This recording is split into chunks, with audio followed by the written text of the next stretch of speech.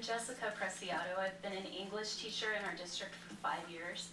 Up until this past school year, I never understood why so many teachers leave our district. I would like to be a part of the solution and to try and make our district a better place to work. Being ignored is one of the most dehumanizing things a person can experience. To be treated like you don't matter is very painful. I have received more thank yous and hugs than I can count because I listen to my students and actually do something about their concerns. Whether that means I have to file a CPS report or just help them with an assignment they're struggling with, taking the time to listen to my students has made me a better teacher. I'm speaking to you tonight because when I needed someone in a position of authority to listen to me, I was ignored. Last year, I had my first child, my little boy Isaiah. The Saturday before I was to return to work, my son had his first violent reaction to food due to a condition he has called FPIES. We had to rush into the ER in a nearly unresponsive state. My husband and I shed a lot of tears and said a lot of prayers that night. Isaiah ended up having to have a life-saving emergency procedure where they had to drill into the shin bone to get fluids in through his bone marrow. We had to stay in the hospital for 5 days. The Monday that I was supposed to return to work, I was in the hospital with my baby. This was the first time in 5 years that I've ever called in sick at the start of a school day.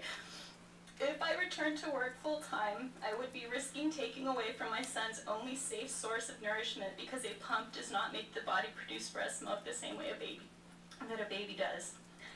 Before my son got sick, I had brought him in to meet each class period of my new students. I made my lesson plans, made copies, checked out books, spent 5 hours getting my new classroom ready. All of this hard work went completely unrecognized by my administrators.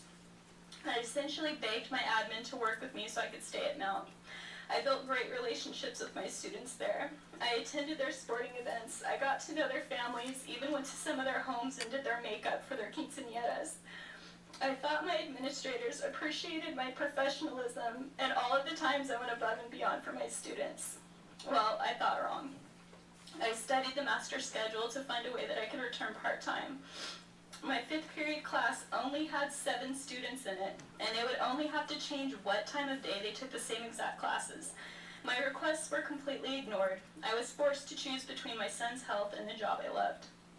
Of course, I chose my son and was forced to go on unpaid leave.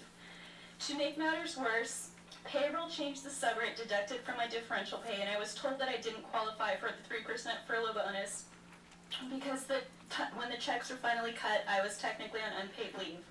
I was ignored for weeks, and then Bryan Richards claimed I owed the district over $2,500. If this were true, ask you to wrap up, please. Okay. If this were true, my net pay for the entire year would be less than the sick leave alone that I used up the month prior to having my son and even going on maternity leave. My emails were completely ignored. Thank you. If you want to keep good teachers, I guarantee making an effort to really listen and care would be greatly rewarded with teachers who are loyal to our district and students who receive a better education. Thank you.